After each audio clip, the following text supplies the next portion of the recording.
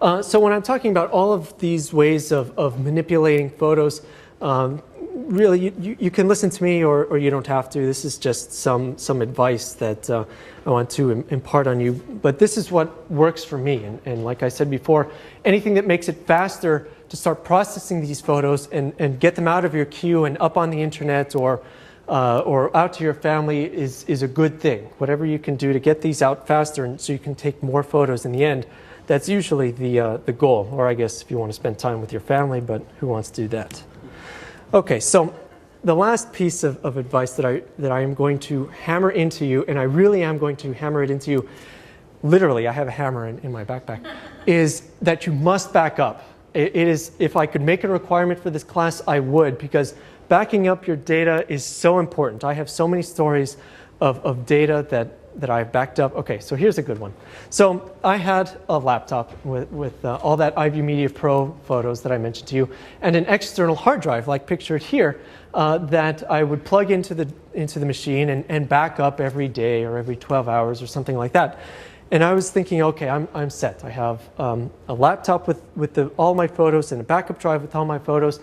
But guess what happened? One day I woke up, I went to turn on my computer, turned it on, the hard drive was dead. And I'm like, okay, it's a little nerve-wracking, but it's not so bad. I have a backup. But it turns out my backup was dead as well. So now, as a result, I did lose some photos. Not a lot. I did lose some photos, but it just was a fluke. And I remember going to the Apple store and because I had an Apple laptop and complaining to them that I needed a new hard drive because it had broken. And they told me, oh, there's no way that both of them could have broken at the same time. It's statistically impossible, but it actually did happen. And so you're playing with fire with hard drives. They're moving parts that are moving very, very quickly, and it's not something that you want to rely on just on having one hard drive. All of your data, all of your important bits of data, including your photos, if those are what are really important to you, you don't want to have them just on one hard drive or even just on 2 hard drives. I would tell you my backup scenario now, but I would embarrass myself with how many hard drives I have. Okay, it's 4. So back up your photos. It's not that expensive to do. Even 500 gigabytes will store a ton of photos, even your really important personal data, maybe even some emails, so on and so forth. And this is pretty cheap. You can even go to Best Buy or any local store and find some relatively cheap hardware to an external drive to store your photos. And if you're truly paranoid, you're going to do more than just store your photos on several external drives. You will also store them in completely different geographical locations as well. Yes, I do this as well. So the reason is that imagine, you know, God forbid, there's some really apocalyptic event in your home. So it burns down, it floods, something like that. It doesn't matter how many external drives you have, you're going to lose all of that data. And you can't store your computer in one of those big fire safes because then it will overheat. So you can't do, so you really, the only way to protect yourself is to have many copies of it in as many places as possible. So there's a variety of online backup solutions. Unfortunately, there's not a great one that I can really recommend right now for you to offload your files onto either the internet or even someplace else. Most of the time, using an offsite backup takes work. So that means you have to do something like, and what I did for a little while was I had 2 external hard drives. I had one plugged into my computer, and then I had one in my car, and I would swap them every so often. And that ended up not working very well because I would never do it, and the hard drive froze or something. So literally, because it was cold outside. So these are things, risks that you take when using the computer, and there's a lot of them in addition to just losing your data, but it's something that you should spend time trying to figure out. Yes? Are the fixed state flash drives more reliable? Theoretically, they're supposed to be. They're supposed to be more reliable from bumps and shocks and that sort of thing because the tolerances on these hard drives are very low. If you're not familiar, there's a spinning platter, and literally less than a hair's width away is a piece of metal that hovers over it, reading the data off of it. And if it gets bumped, then usually that piece of metal can gouge into the hard drive, and there goes some of your data. And so the solid-state drives, which do not have movable parts, are supposed to help with that, and they do have better shock resistance, but they still are prone to failures because they will wear out eventually. They'll have, electrical surges, that sort of thing can also cause them to fail. So they might be more reliable, but I don't have concrete data on that. But still, if you're using one, you should still back up your data. And in fact, it's harder to recover data from a solid-state drive than it is from a hard drive.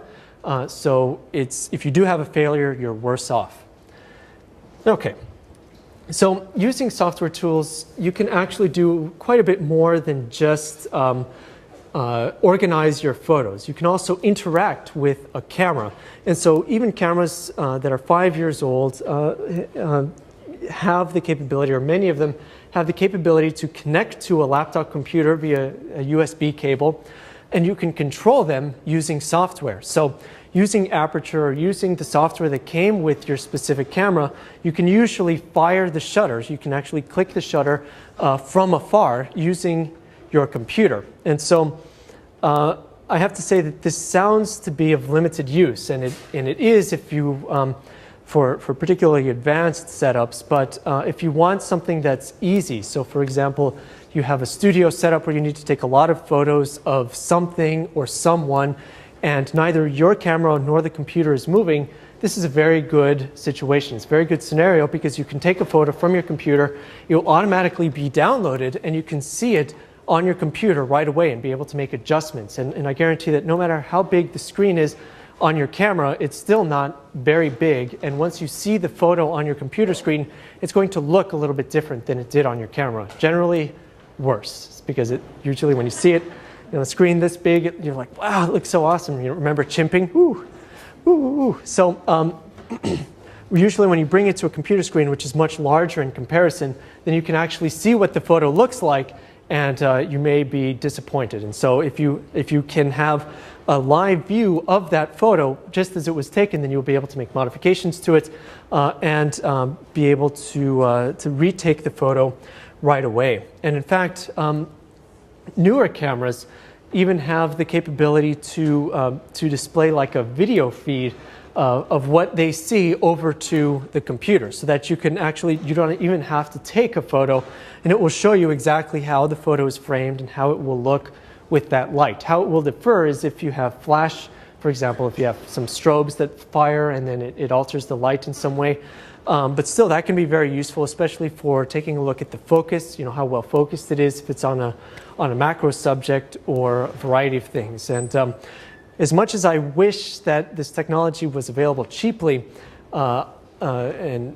it's not really possible yet to do all of this wirelessly. So, well, that's a bit of a white lie. It is possible to do, but it's just exorbitantly expensive to try to transfer or to be able to control your camera wirelessly for now. So if you were thinking that you would connect your camera to your computer and be able to take shots wirelessly so that you can do something crazy like attach your camera to the outside of your car and drive really fast and then take photos, you might have to think again, because you will have to string a long USB cable from the computer over to the camera in order to do that.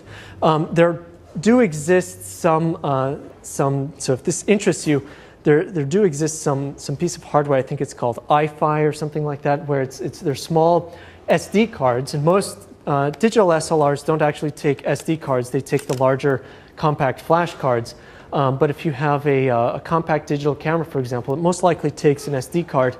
And that has, I believe, some of the iFi SD cards actually have Wi-Fi built into them, and they are, I think, somewhat reasonably priced for what they are, so that you can actually send those photos that you've taken over to your computer remotely or wirelessly once you've taken them. But usually you lose the ability to have that live view that I was talking about before, where you could actually see the screen, or you could actually see what your camera sensor sees on your computer screen while you're manipulating the settings. Okay, so one of the things that we will be talking about, and not really going over much today, but just introducing you to the fact, is that the benefits of RAW files over JPEG are quite numerous, and though there are some disadvantages as well, if you want the highest quality out of a photo, you will generally need to take that photo using the RAW format. And when you take a photo in the RAW format, because it is, as it sounds, sort of the raw data that's come out of the camera, you have a lot more options available to you in terms of manipulation of that photo. And not only do you have these standard sort of controls available to you as part of raw processing, which include exposure, saturation, brightness, and contrast, but they actually, all of these become much higher quality to adjust when you are using the raw format. And really, this is meant to be just a teaser, because when we're going over this stuff in future lectures, where right now we're really taking photos in JPEG mode and we don't have to take any in RAW mode, hopefully a lot of this stuff will become apparent. But using the software tools to process photos in RAW is actually, well, it's a mixed bag, because though it does provide you with the best quality output usually, it also takes some additional time for you to be able to process all of these photos. But one of the things that we can do now when we're talking about software tools is resizing and cropping. So this is actually something that you can do. Really, it doesn't matter how you take the photo or with which camera or even what software you use, but most of the time software will allow you to resize or crop the image. And this is a good thing, because most of these images that you take are very, very large. If they're 8 megapixels or 10 megapixels or so on and so forth, we're talking about 3,500 pixels wide by about 2,500 pixels down. And that's larger than just about all of your computer screens, unless you have an abnormally large computer screen just sitting at home. And so when you take these photos, if you were to crop them or resize them, you can actually make them a lot more manageable of a size for you to send not only to your friends and family over email, but also to Flickr, for example. And so if you keep, I think I'm a big fan of keeping the original sized photographs at 100% only available to yourself, and sending out slightly resized versions of those, because then it's a lot easier to prove who the original photo belongs to. If you have the original 100% version of that photo, then it's a lot easier for you to make an argument and say, look, I have this photo in its original resolution, I bet you don't. And you could go, you could combat any sort of copyright issues that you might be able to come across. Of course, it's not tested, but it might actually work, I think. And so, but it has the side benefit not only of that, but also, like I said, because we're dealing with monitors that are really quite small in size relative to the size of these images, resizing them down to maybe, let's say, 1,000 pixels wide by however tall it is usually a good way to go, because then that photo will still take up a good sizable portion of that user's desktop, may even take up the entire thing depending on the size of their monitor, but you are making it a lot more reasonable. However, when you are cropping a photo, one of the things that you have to be concerned with is how much resolution you have. And so one of the things that we'll be talking about throughout the semester is that you really don't need to concern yourself too much with megapixels. Just about every camera available on the market today has enough megapixels for pretty much whatever you need it to do. But where this does become useful is when you are cropping something, and specifically when you are cropping something a lot. So as you remember from the first lecture, we were talking about these files as being raster files, and what that means are bitmap files, and what that means is they're made up of pixels, or basically a matrix of small dots that have different colors, whose combination in the end makes up the original photo that we see here today. And when you really get down to it and zoom in on one of these photos quite a bit, or if you try to crop it by quite a lot, then part of the problem is that you could start to see some of these individual pixels, and you would get a problem, what we call pixelation. So like what you see here, and I apologize that the contrast is low, I still have to work on the lighting here, but you can see I've zoomed in quite a bit on a particular portion of this image, and you can see the individual blocks on some detail in this image. And well, it's kind of neat to look at. You don't want to do this all the time. So when you're cropping an image, you don't want to crop too much or risk resizing. And in fact,